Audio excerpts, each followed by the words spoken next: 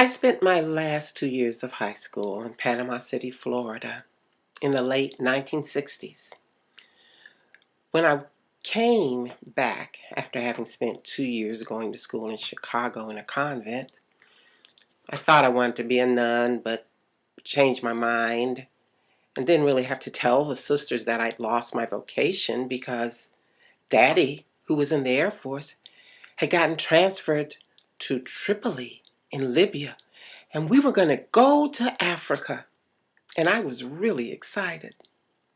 But when I got off the plane, Mama told me we weren't going anywhere because of some man named Gaddafi who was throwing all the Americans out of Libya. So I didn't get to go to Africa. Instead, I was just one of about 300 black kids starting high school in one of two white high schools in Panama City, Florida. That's how they integrated the schools. They closed the black high school. Now, as I was pretty much a straight A student and in honors classes, I put myself in the honors classes at the school I was going to, called Rutherford. And as a result, I was either the only black person in the class, or there was one other person in the class with me, and his name was Theophilus. Well, you know how high school is. And I was lucky because it wasn't as hard and socially wrapped up as it is now with iPhones and tweets and Facebook and all that stuff. We actually had to talk to each other and join clubs and could choose what classes we wanted to take. Well, I took drama. Theo and I did. And it was 11th grade, and the class play was Our Town. And I decided I want to play the lead. Well, Theo and I both ended up being the dead people.